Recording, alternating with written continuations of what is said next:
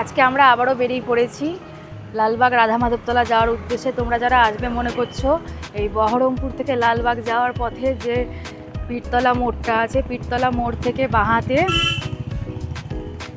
রাস্তা ধরে এই দিক দিয়ে যেতে হবে। তোমরা যারা আসবে মনে করছো তারা এসো।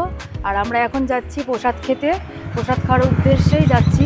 তোমরা যারা আসবে মনে করবে তারা 10টা-11টার মধ্যে চলে আসবে, কারণ তখনই কুপনটা দেয়। এখন আমরা সেই জন্য তাড়াতাড়ি বেরিয়ে পড়েছি। এবার যাব, প্রসাদ খাবো, আর তার মধ্যে তোমাদের কিছু কিছু জিনিস যদি দেখানো পারি দেখাতে, তো সেগুলো তোমাদের দেখাবো। তোমরা আসবে, প্রসাদ খাবে, ঠাকুর দর্শন করবে।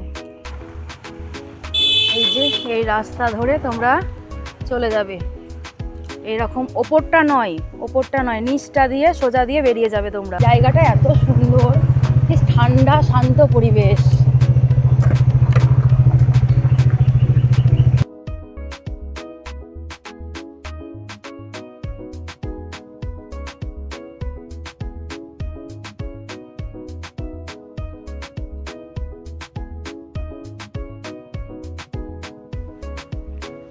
আমরা এখন চলে এসেছি রাধা মাধবতলা লালবাগের।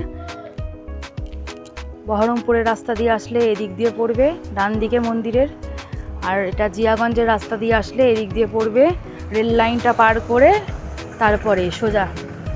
বেশিক্ষণের রাস্তা না। আমরা যাই ভেতরে, এখন যাচ্ছি, প্রসাদ খাবো, তোমাদেরকেও নিয়ে যাব, চলো দেখাবো।